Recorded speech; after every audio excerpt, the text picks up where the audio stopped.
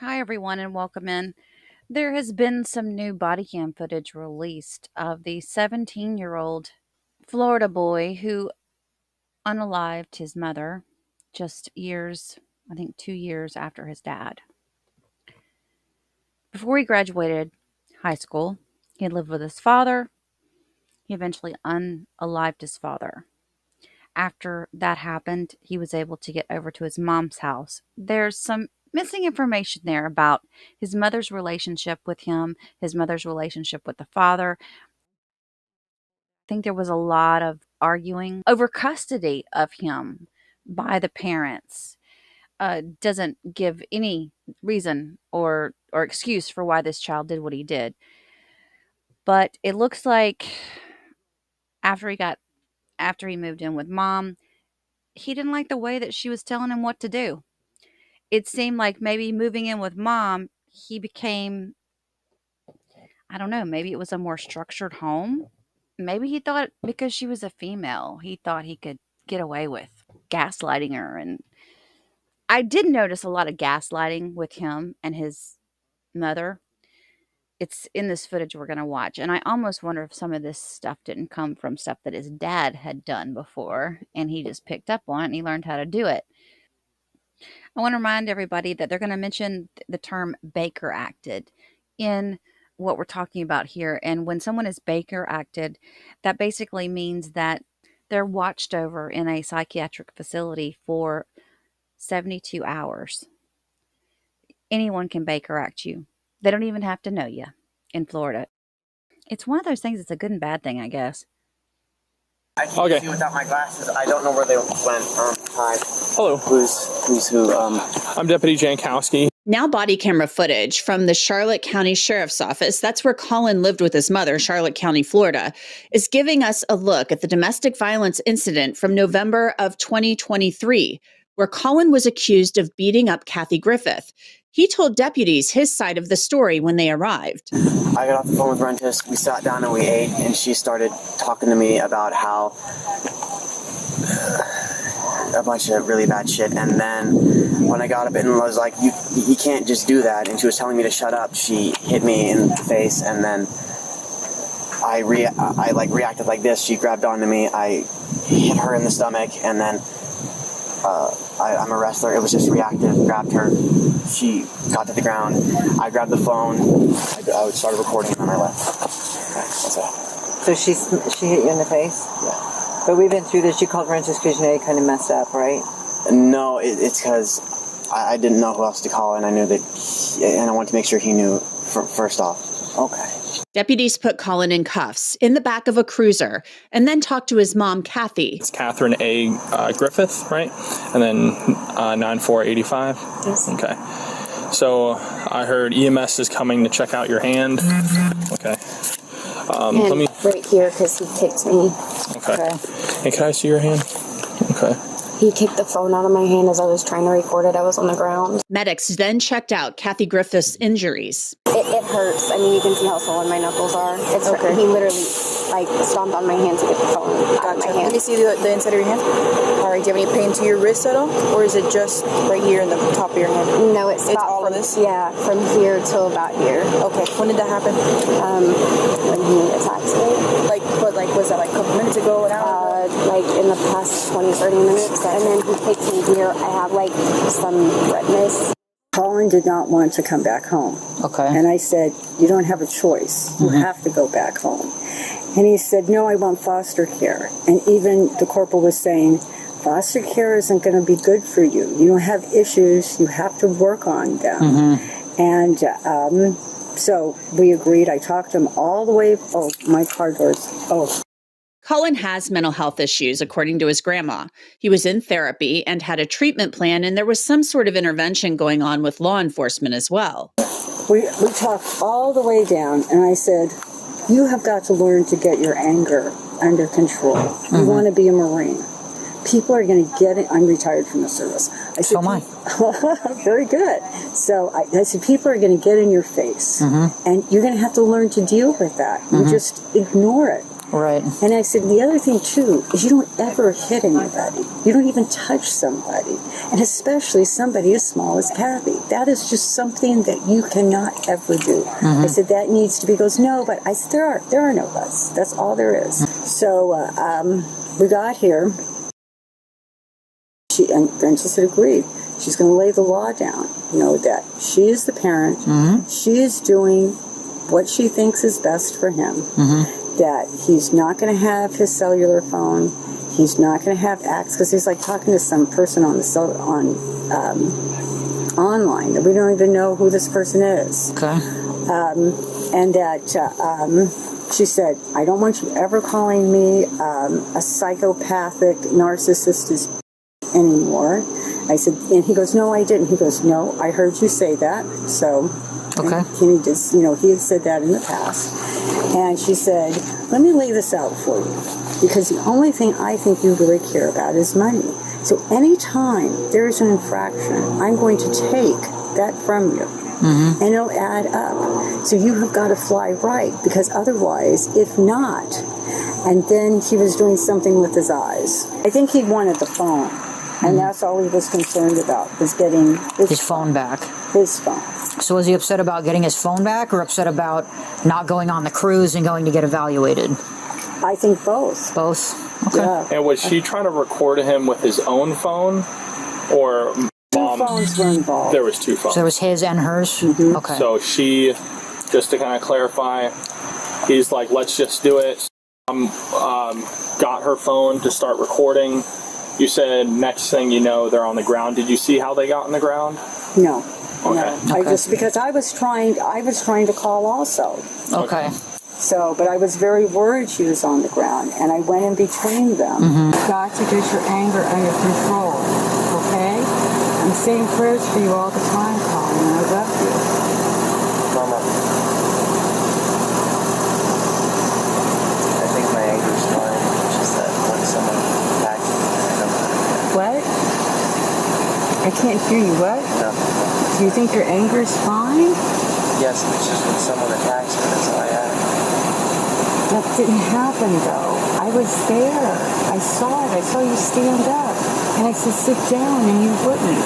And you went after the phone. And the next thing I know, she's on the floor. And I'm trying to get in between Raw, and I'm trying to call Rennis. No. She hit me. She grabbed onto me. I beat her, and then I got her to the ground, and then wrestling me, and then I ran. I didn't see that, Collin. I really didn't. All I saw was you on the ground, or her on the ground, and you by her, and you guys fighting for the phone. So how did she get on the ground? It's because I moved her on the ground. I wrestled her on the ground, and she got on me.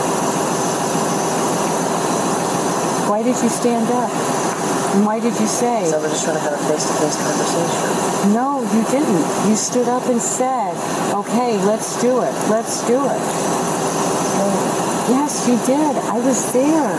I was saying, Mom, I'm not a psychopath. I'm not this murderer. I'm just trying to peacefully leave or peacefully coexist and just figure something out. And she kept telling me to shut up and shut up. And when I wouldn't shut up, she hit me. No, that's not what happened, Collin. That's not what happened. You never said you wanted to peacefully coexist. I've been saying that. You said that in the car, but not there with her. The next day, deputies were back at the house with his mom after Collin had been released from jail. Collin, right? Yes, sir. So what's going on, man? Last night, me and my mom went to a physical altercation. I got arrested for domestic battery, but going in front of a judge today, I have a right to a public defender, and we'll see how that goes. Okay. So how is the situation with you and mom right now? Have things calmed down? Are you guys able to get along? Where are we at? No, sir. It's not good. She thinks that I beat the shit out of her. I don't. She thinks that I'm like psychotic, like literally psychopath, sociopath, something like that. I don't know exactly where she's at. She thinks I'm going to kill her. I want to kill her. Or that I want to beat the shit out of her. Do you? No, sir. Okay. I don't want to hurt anyone, let alone my mom, even despite this happening. But I'm not going to take what I consider abuse when someone's attacking me, and how is she attacking you? What when she attacked me, when she threw a punch at me and grabbed on me, I grabbed onto her back. I got her off of me. She hit the ground, and then I fled and called Rentis, and then he sent someone out.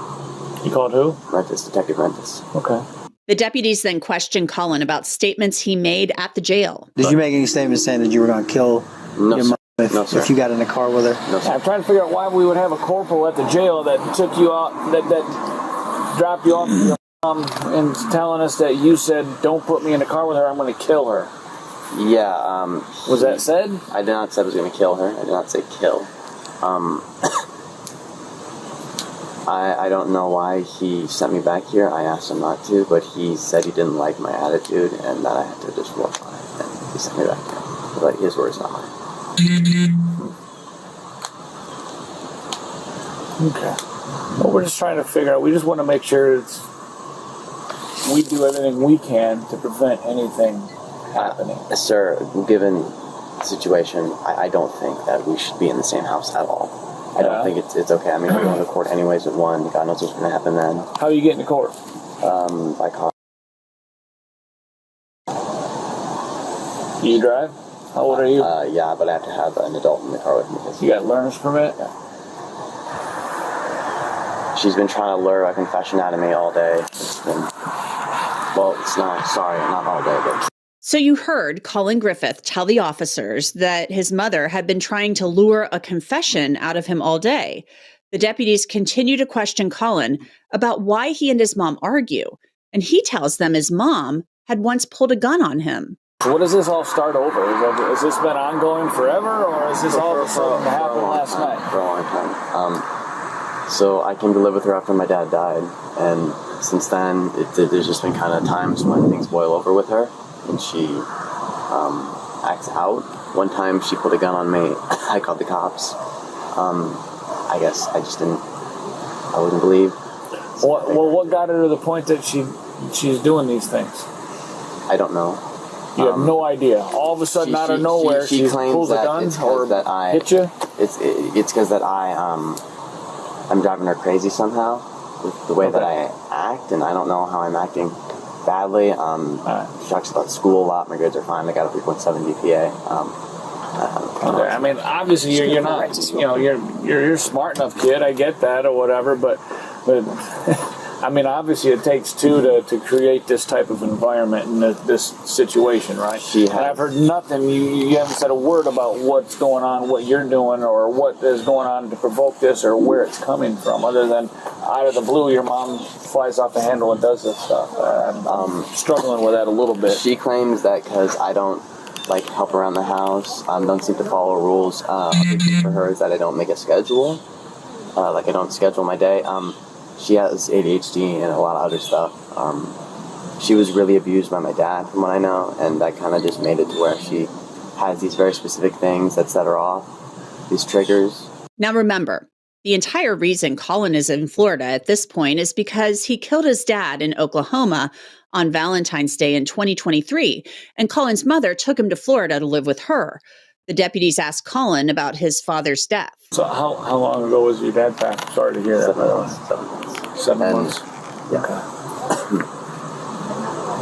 He attacked me, my dad, and when he did, he tried to kill me with a knife, and then it was in Oklahoma, and he died. So, yeah. How was that?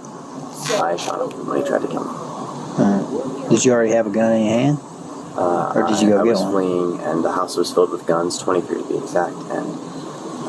you knew who they were? I didn't seek one out, I was just trying to run, but when I was cornered and I had nothing else, there was a gun, and just kind of happened. Why was he trying to kill you? He's also a bit of a case, but homophobia. If you can believe that, and a bit of other stuff. Okay. The deputies decide Collin needs to be removed from the home again. They cuff him and take him to the cruiser. His court date is coming up in a matter of hours.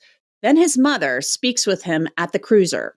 Did you tell them at the jail that you were going to kill me? Did you say you were going to hurt me? I said I was worried about what was going to happen. Okay. I heard you say you were worried what was going to happen. Ma'am. Yes, they have to go. Well, they ended up Baker acting him twice, back to back.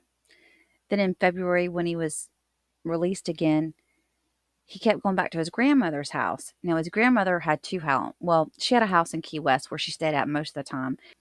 Then she had this other house south of Sarasota that she also stayed in. Well, he would go over there to get away from his mom and stay there. And when mom got mad and said, no, you can't be over there by yourself, you need to be here, he would get angry and they would fight. And apparently the cops were called several times. Eventually, she wouldn't back down, and he did the unthinkable. So this kind lady right here was house sitting for Collin's grandmother, who was away in the Florida Keys. Collin arrived on Saturday, and shortly before 3 p.m. on Sunday, his mother, 39-year-old Catherine Griffith, arrived, and the two got into an altercation. They were yelling at one another, and he grabbed her and drug her into the house. It ended with police being called and his mother stabbed. Allegedly, it ended up being a murder. It all started on September the 8th of 2024. He called 911, and he said he and his mother had a very long fight, and she fell on a knife on her neck. Once the deputies arrived, he met them outside, and they said he was cool and calm and collected, not upset, and that he did have blood on him. The next morning at the medical examiner's office and at the autopsy, the medical examiner said it was not reasonable or plausible that she died the way that Collin explained it. He is being tried as an adult in Florida.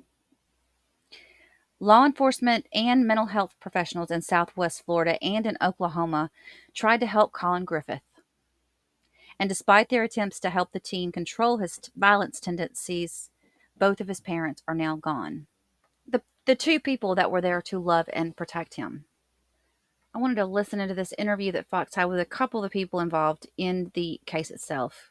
NBC2 is asking the tough question to see if Kathy Griffith could have been saved. Do you think there's anything else that could have been done to prevent this? Well, unfortunately, if he really has a true personality disorder, I'm not sure you can fix personality disorders. That's all she wanted in this world, was to have her son home and to love him and protect him. She would always tell me 1,041 days. And she was like, I went 1,041 days without seeing my son. Shelley Levisay grew up with Kathy Griffith and even represented her in a custody suit over Collin. She says the teen's dad basically held him captive for 3 years. Kathy wasn't even sure he was alive because she had no contact. After Collin killed his dad in their Oklahoma home in 2023 in what he calls self-defense, Levisay convinced the judge to allow the teen to move to Florida, hoping for a new start. In the roughly 18 months Collin lived with his mom in Port Charlotte, he was Baker acted 3 times for threatening to kill her, once even arrested for attacking Kathy. Forensic Studies professor Dave Thomas says from reading these documents, he believes law enforcement did everything they could. I mean, they documented, they did everything they could. Despite concern for her own safety. You had an environment where mom wanted him and then she didn't, and then she wanted him and then she didn't. Collin's mom always brought her son back home. There were no options, at least from when she talked to DCFS, without her getting in trouble for abandoning the child. Charlotte County deputies followed up with the family on a weekly basis. In October 2023, Collin and Kathy both told them things were getting better at home. Every single person I spoke with today thinks, unfortunately, this was inevitable. Obviously, I'm not a psychologist, but I wonder if there was just too much done and it was too late to fix anything, if there was going to be any way to fix it. I do have alerts set on it, so as we find information out on this, I will be bringing it to you all. I just wanted to bring up a quick reminder of this because it's been a little bit since we first discussed it. Thanks for watching. Thanks for watching, everyone. If you enjoyed this video, please do not forget to like and subscribe on your way out, and feel free to leave a comment. Have a blessed day.